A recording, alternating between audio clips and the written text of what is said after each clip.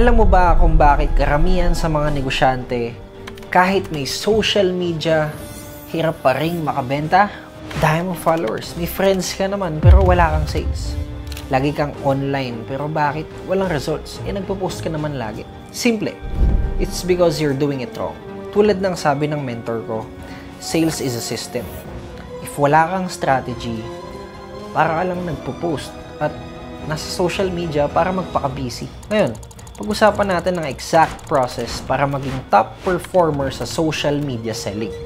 Kung paano ako at ang maraming tulad ko nakakabenta ng mabilis gamit lang ang tamang approach.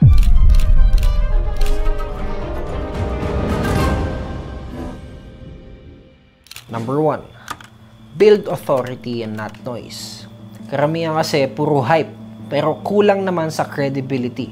Tandaan mo, people buy from people they trust. Kaya step 1, gumawa ka ng content na nagpapakita ng expertise mo. For example, kung nagbebenta ka ng fitness coaching, don't just post flex pics. Educate them. Paano pumayat in 30 days kahit hindi ka magda-diet? Pwede yun. Build trust through value. Step 2, consistency is key kapag dating sa content creation. Kung ngayon lang nila makikita yung page mo, ano ang impression nila? Don't let random posts define you. Plan your content to position yourself as the go-to expert. Dapat lahat ng posts intentional. Number 2, master one platform first. Huwag kang sabog. Pick one platform where your target market lives. Facebook, para sa masa yan.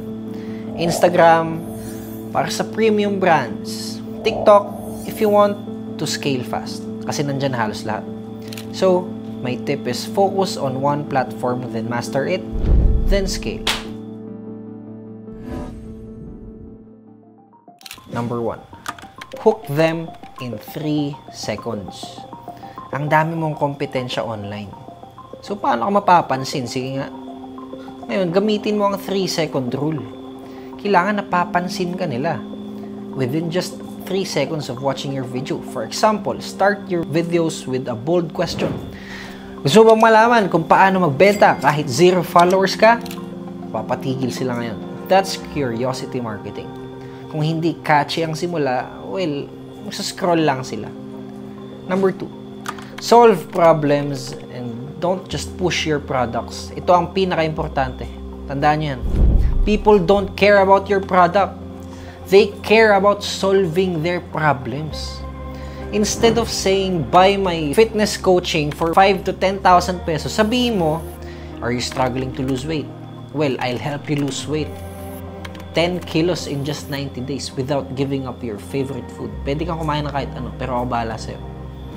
Napansin mo ang difference? Ano mas engaging? Yung isa o yung isa? Yung pangalawa. Because it's about them and not about you. And that's what you guys should be doing. Number 3, use the story to sell method. Ikwento mo yung journey ng ibang clients mo. Testimonials ang tawag namin dyan. Kung wala ka pang results, use your own story. For example, nung una, hindi ko rin alam paano magbenta online. Pero nung ginawa ko itong 3 strategy na to, gumana ako. Kaya ituturo ko sa inyo kung paano ako nakabenta ng 100,000 worth of products in just 1 week. Papanoorin na agad yung video mo. Because you're selling a story. And stories sell because they are relatable.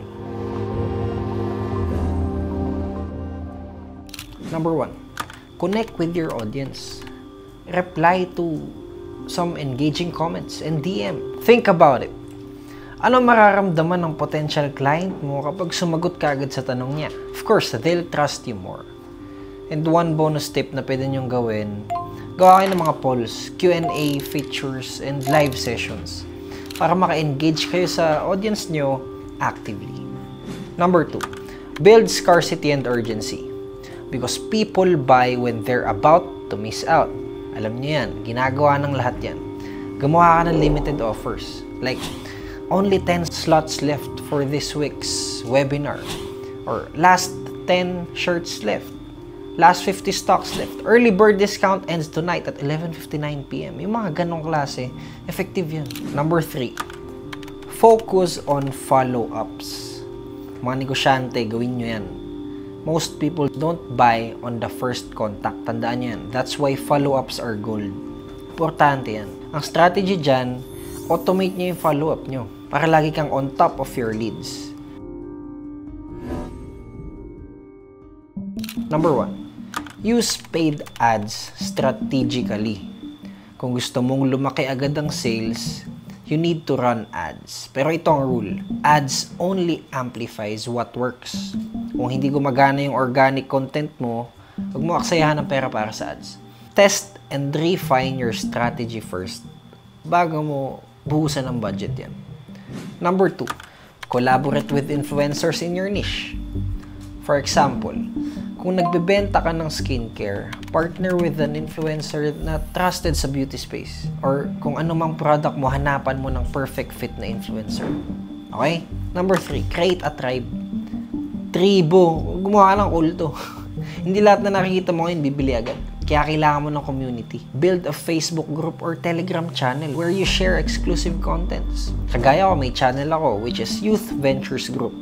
Doon kami nagwe-webinar, doon ako nag-o-offer ng exclusive events para lang sa mga talagang interesado. At alam ko interesado talaga sila kasi nandoon sila sa loob ng channel ko or ng Facebook group ko. These people will eventually buy from you. So, sa lahat ng sinabi ko sa inyo, sa video na to, effective yan lahat kung gagawin mo.